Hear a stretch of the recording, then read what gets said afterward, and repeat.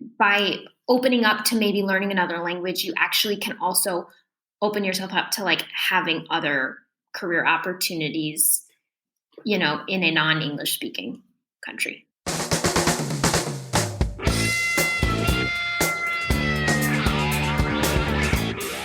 Welcome to the Germany Experience, the podcast about life in Germany as seen through the eyes of outsiders.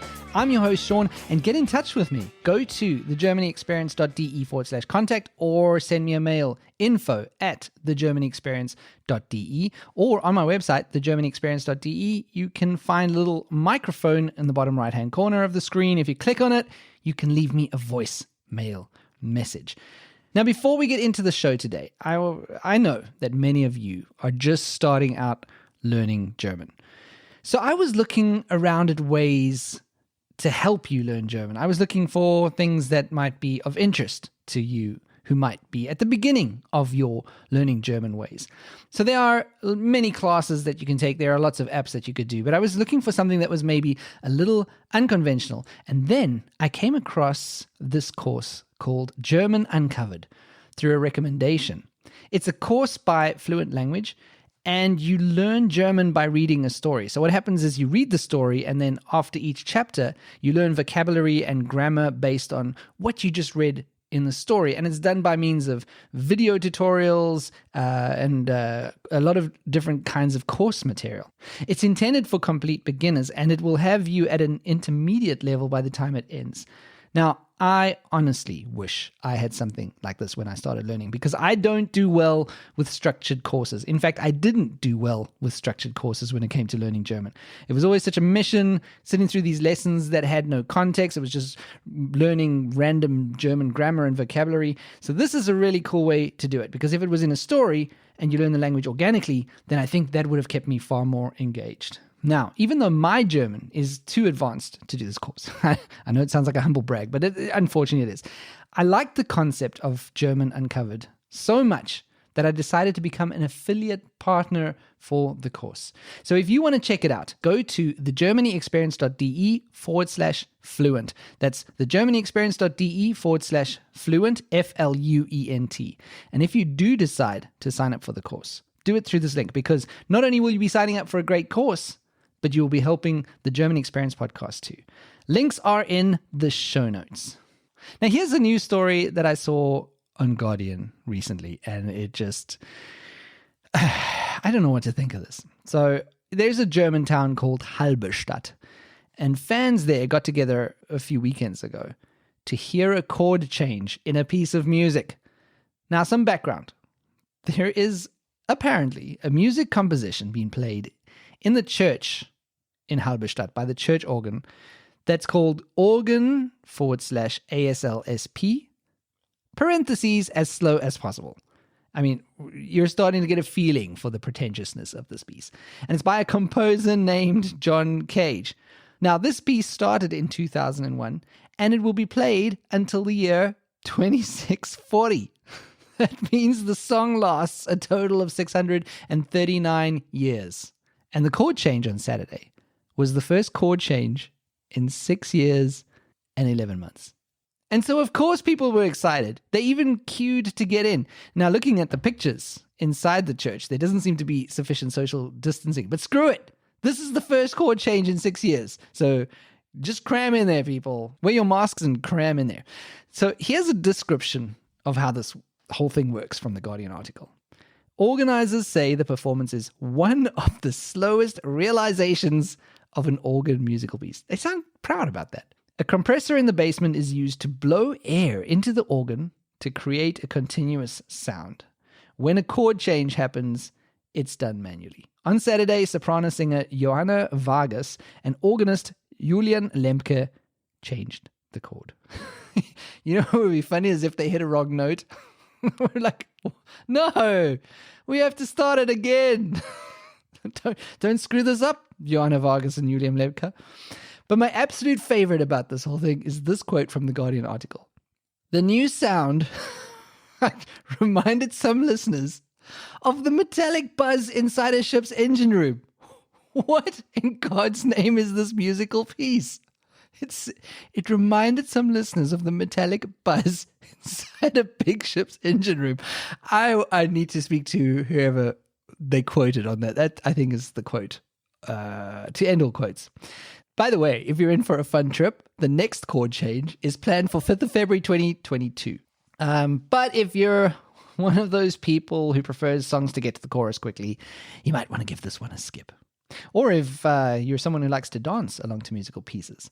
Speaking of dancing, my guest this week is a dancer. How's that for a segue? She moved from New York to Berlin, and even though she's moved to a big city, she still has needed to adjust to the slower pace of life in Berlin, as opposed to what she was used to in New York. She discusses why there is more freedom to be more adventurous with careers over here, why Germany is an attractive country for performing artists, and what you gain when you open yourself up to learn another language. During our interview, Emma and I went down a tangent about German history.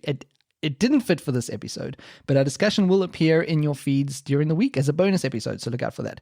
And I will just tell you that it includes a story about how to escape a country by pretending to be a swan. So check that out. Watch your feeds for the bonus episode coming this week. But right now, here's Emma from the USA speaking about her time here in Germany as a dancer.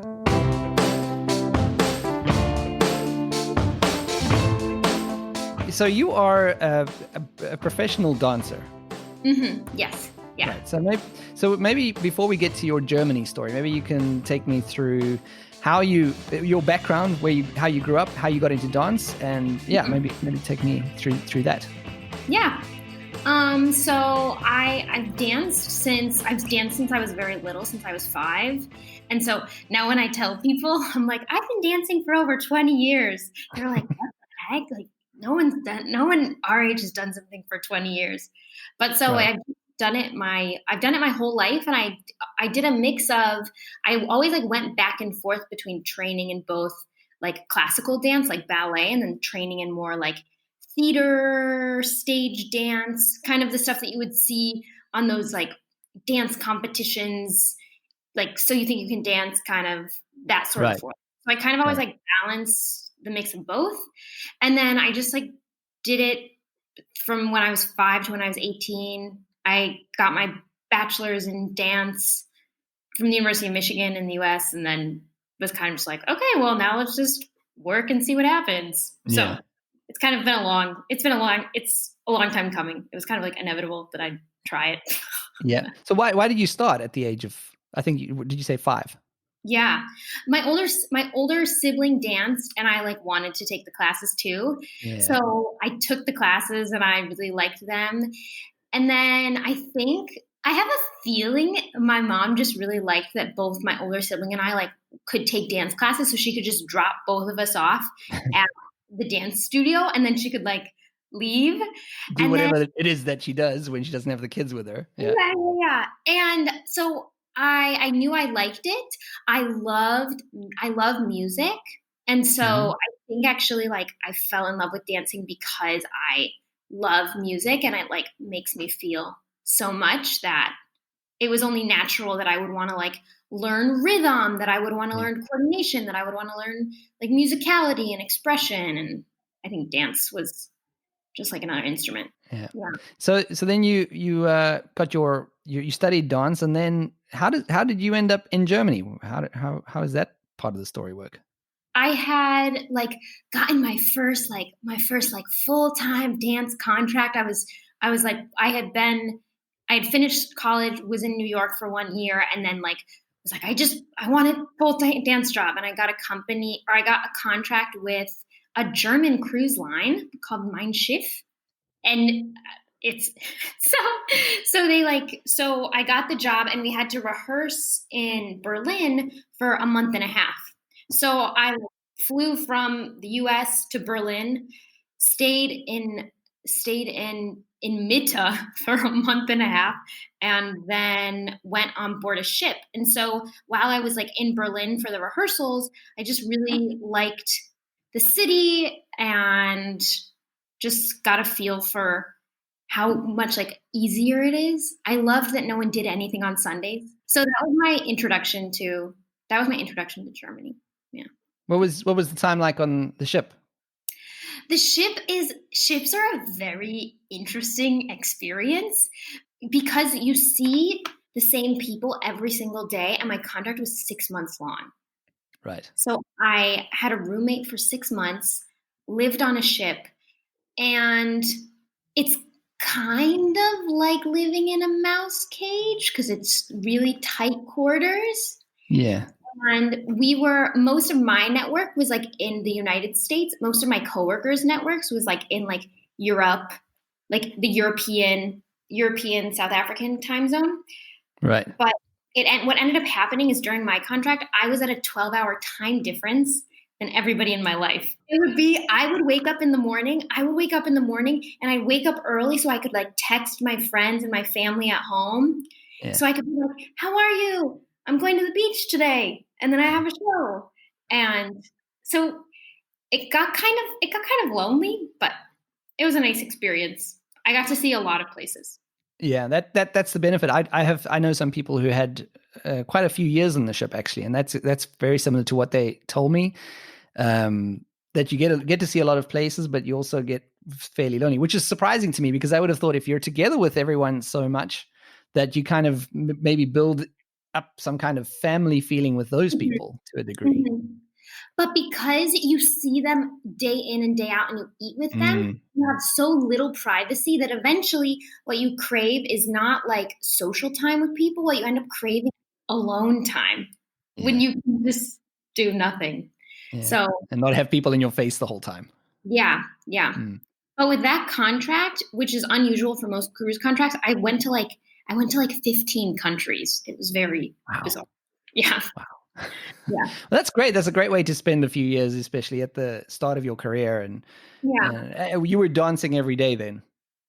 I would dance 6 days a week, and then we would have 6 days one a day week. off. Oh, pretty cool. So then you had the time on the ship, and you Mhm, that was finished, and then you went back to New York. mhm. What happened at that point? So at that point, I kind of went back into New York with in the back of my mind that I wanted to come to Germany, but kind of it wasn't that plan wasn't like totally solidified, but that started to become like more and more feeling like more and more like the right move. So I went back to New York, did more auditions, like did freelance dance jobs, and while this was all happening, I talked to more people who I had met on my first cruise contract who were living in Germany who said, "Oh, I really like it there." And so this seed got like planted in my mind. And Yeah, and you then, had that picture of your time from before, and good yeah, memories. Yeah, yeah.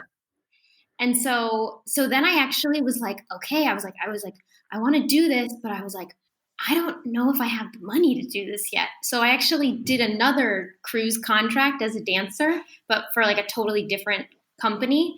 And I through right. that job like saved up so I could have my like footing to be like, okay, I can come to Germany. Let's give it a go. Yeah, yeah. So I like kind of then took almost a year and a half or like 2 years to plan this unplanned idea. Yeah. Because that's the great thing about ships as well. Also, from the people that I know, is that you can, if you're saving money on the port days, and you're not spending a lot of money when you're on the ship, then you can actually save a lot of money. Yeah. Yeah. Yeah, So that was what I did my second contract. And I just like bulked up a bunch of savings and then just like kind of put it towards being like, all right, well, we're going to come here and we're just going to say, like, if I don't have a job for 3 months, then I'll like, I'll figure it out, but I'll have a cushion. So I yeah, can kind of like sort out what I need. yeah. Yeah. And now here you are in Berlin. How long have you been in Germany for? So I've been in Germany for now like 13 months. Yeah. 30 months, so you're fresh. Yeah, for sure. Definitely. So tell me about your first impressions of Berlin. Has it lived up to the picture that you had in your mind from those times when you were here on cruise ships? I guess it's lived up to my expectations, but I've definitely had a lot of learning to do as far as and I think one of the biggest learning things for me is learning the pace of life. Because like learning that so even I am still now just getting to know the dance community here because we did kind of get like disrupted by Corona. because you literally can't go into a studio until a couple weeks ago.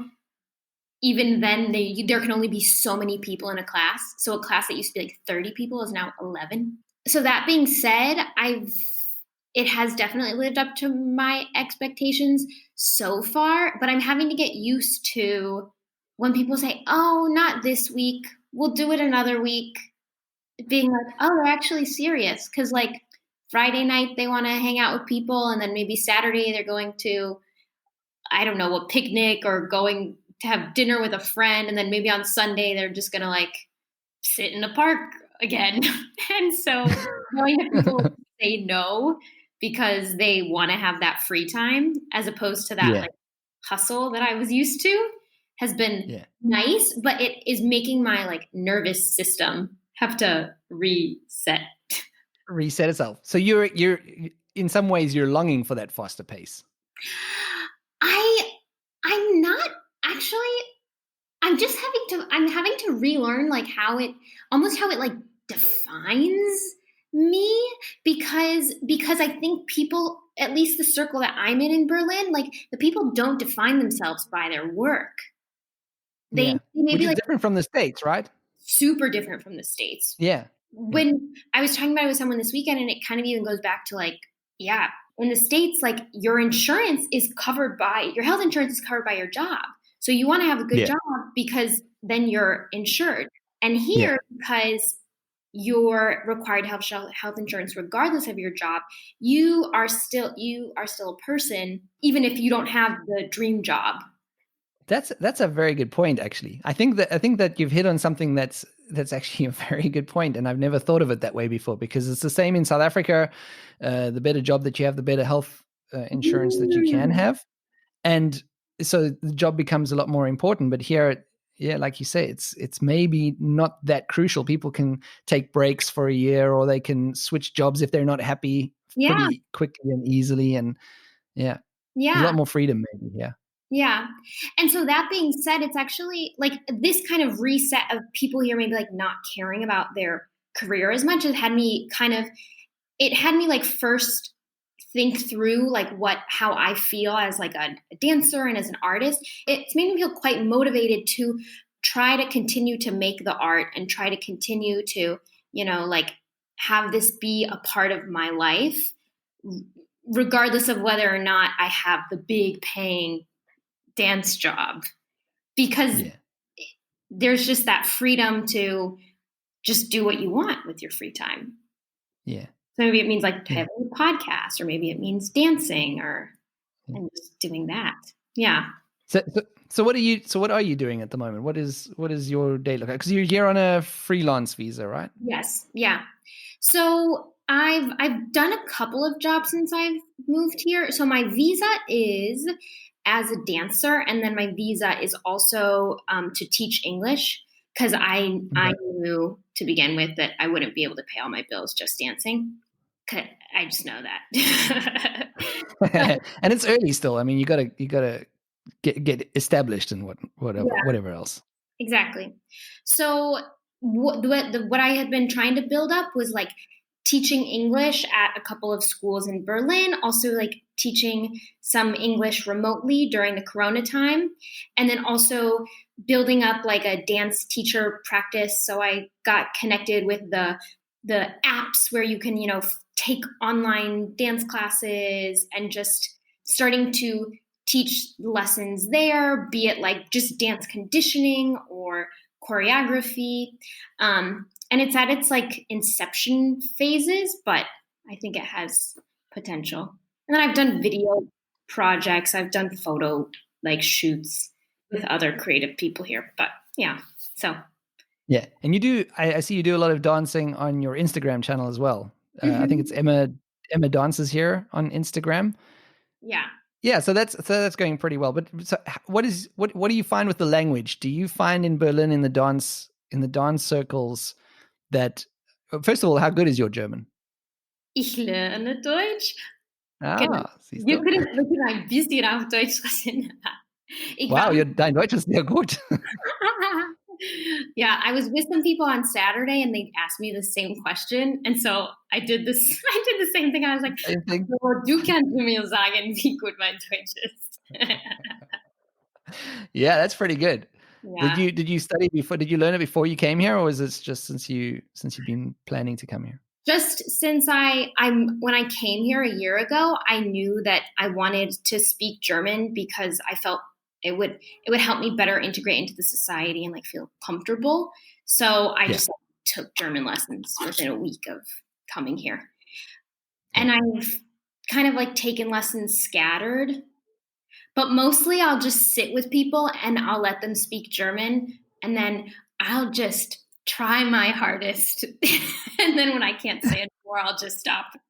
Yeah, but it's tough. I remember in the early days, I used to get lost a lot in those kinds of social situations, and there's just following can be pretty hard in the beginning. But that's also how you learn the best, I guess. So Yeah. yeah, So I had learned French and I knew that in order to learn, I have to just like, there has to be a lot of sitting and being confused. And then mm. eventually it'll And like, frustrated. yeah. And then eventually you're like, okay, fine. Now I have to say something. And how else are you doing it? Any courses or anything like that? I had taken courses through like B1 level and then was like doing the Babbel app. And then now I watch a lot of Arte documentaries on YouTube. Oh, yeah, that's very good. That'll help. But but I need I'll to do that too, I think.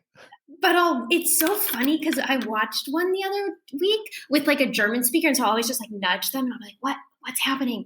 But what we'll Yeah. do is we'll watch the art documentaries on a subject that like I know about, but I know about it in Uh-huh. English, and so we'll watch it in German, and I'll be like, I shouldn't know what's happening right now, but with like the visuals and like the words being kind of similar, you're like, okay, this kind of works. I'm getting this. Yeah.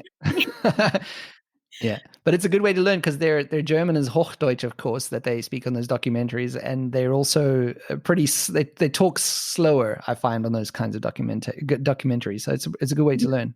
Yeah. Yeah, Yeah, so that's what I've been doing mostly to learn, but yeah, maybe I'll get into a class again.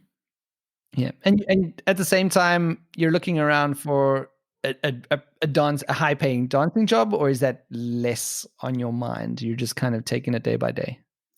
I really feel like I'm still learning. I I think it could go a couple of ways. Like if I found a position where it was like me in a dance company where I'm just doing that, like that would be that's one avenue. Um Yeah, Based on my experience in New York, where it's like those opportunities to have that full time dance thing are quite far and few in between. I could also be quite like content just carving out a freelancer's path where I maybe do projects with people. Maybe I start my own company. Maybe I develop like a teaching practice where I teach and then like give the choreography to people who just want to learn it. But I'm still very much like, well, you know, I'm not opening my mind to any of the options. yeah. And it's an exciting time, isn't it? Because you like I should imagine that you're pretty open to whatever happens, and there's a lot of possibilities that could happen from here. So that's also pretty exciting to a degree. Yeah, yeah. And Mm. I think the pandemic is like shaping things in this weird way. Yeah. Well, but I think especially because like the funding for arts is always like, well, who knows where that's coming from? And I mean, Yeah. maybe I don't know like how Germany funds these systems as well as I would know like the US how the US funds these systems. But I think because of everything having to go virtual since March, there is Yeah. this question of like, is the future of this medium of art to have it be Yeah. this global market as opposed to something where like everyone goes to a studio and they dance and then you only dance with the people in like your neighborhood and then maybe you go to faraway places like once or twice a year. So Yeah. yeah. And what about your life during this whole COVID thing? You said that you weren't able to get to the studio until a few weeks ago, but what has it been like in general? In general, because I should imagine for some foreigners, especially ones that have been here for a year, maybe less, it could potentially be quite isolating. Is that something that you've experienced with this thing? Have you felt isolated, or what effects has it had on you? So I didn't feel like isolated as much as maybe felt a little bit like disconnected. I had like my apartment had we were able to like quarantine together and we got along well. So we had like a fine time, and so I didn't feel lonely there. And there actually was like enough space for me to dance that I actually danced like 5 days a week, like in my room. Eventually, Right. I got sick of the floor being like, "This floor is too slippery. I can't dance on this." So I didn't feel isolated here. I felt more like disconnected from what was happening to like some of the closest people in my life who were mostly in like New York City and North Carolina, and just being like wanting to talk to them about it, but also knowing that like my journey through this pandemic is different than their journey through this pandemic. Yeah. I've seen a trend, or what might be a trend of some people in the States as well. Uh, In a time where I would have thought that people would not be listening to the podcast so much, for example, I've been getting a lot of messages from people who are kicking their plans to come to Germany in full gear, and I think it's also because of a lot of disillusionment.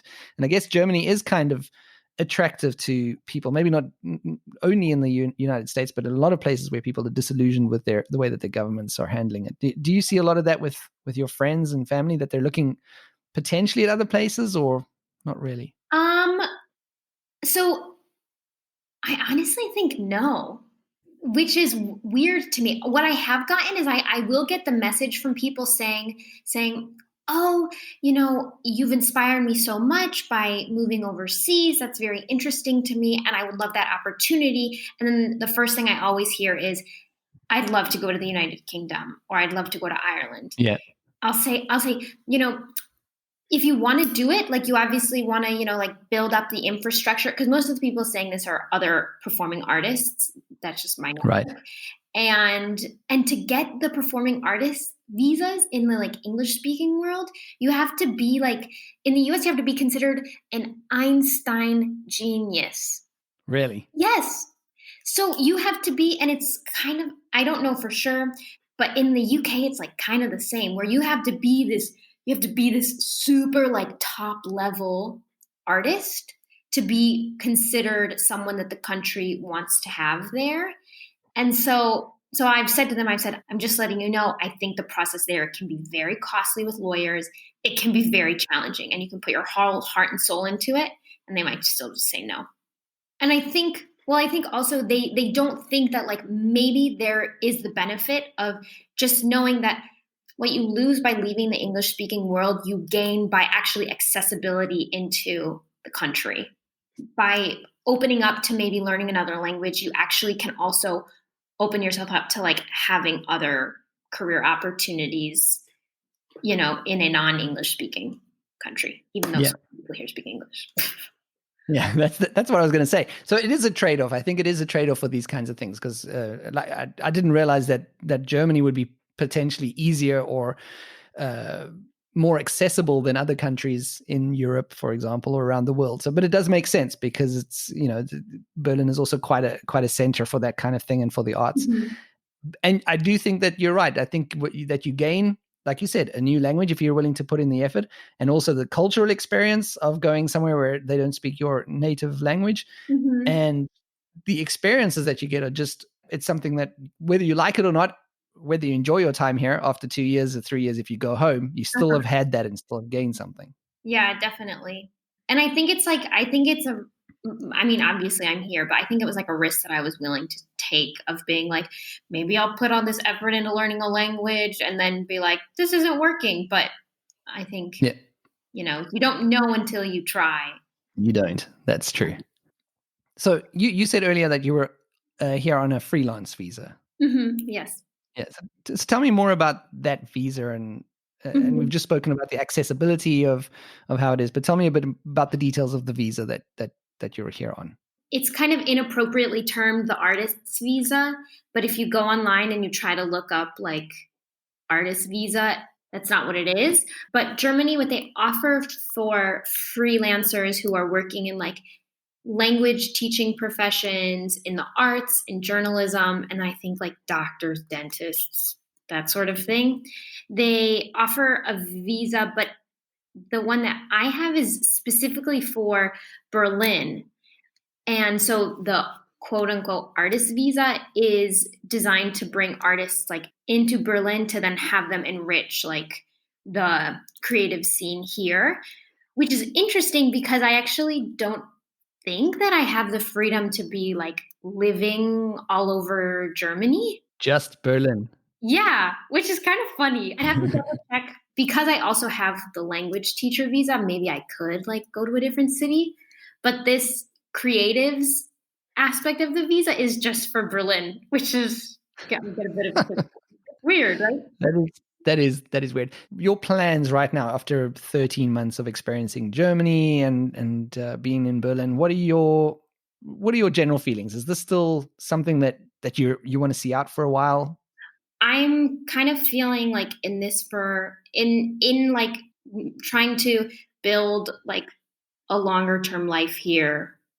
I think I'm still in it. So I had someone help me get my visa to move here, and I like sent her an email, and I was like, so when I go back into the foreigner's office in a year and a half, can you just tell me what they're looking for so that I can make sure that I like kind of like build my freelance career in the direction where they'll accept it, and they won't be like, Yeah. well, what have you done the last 2 years? Yeah. So I think I am in it for the long haul. Yeah. So what advice would you have for people that are coming now? I guess it's starting to become post-corona times, but what advice would you have for people coming in the same position as you were a year ago to help Mhm. them get started and to help them get going? I would say probably like if you know anyone here, like just send them a message and just ask them because I knew on one hand like 5 people who were in Berlin who I also knew were on this visa, which I have. And I asked them, and I'm not kidding you, I've only met with each of them maybe like once or twice in my entire 13 months in Right. Berlin. But I am so grateful to them for having like given me the resource or like told me about the website or told me about like this thing that then made it so much easier for me to deal with like the bureaucracy and deal with like Yeah. getting connected in the dance community. And so I would say just like message the people you know and then be willing to try and learn and Yeah. you I know think that's a there's big always point. a way. Hmm. And people, if they want to find you, we already mentioned the Emma dances here on Instagram. Are you anywhere else that people can find you? um just on Instagram. I am in the process of like fixing my website. It's very old, so I don't even like show Okay, it. so we're not It's from sending people there yet. no, it's from when I was in Oh, college. really? Now I have to go look for it. Oh my god, it's a scary place. I'm picturing now in my mind that it looks like something like MySpace or something or GeoCities that used to be way back when the internet was young. I mean, that's what it feels like. I see it and I'm like, "Oh my god, what is this thing?" So, I would say just Just Instagram. Instagram, Emma stay D. away from the website for now. And Yeah. yeah, very cool. I really appreciate you coming on. It was so much fun chatting with you. Yeah, thanks for taking the time to talk to me. And that's it for this week. I hope you join me next week, where I will be talking to a German about climate change in Germany, the policies around it, and also what we can do to help combat climate change. That's coming up next week. Music in this episode, theme song by my band, 10 Cent Janes. Other music in the episode, Until the End by Ryan Anderson.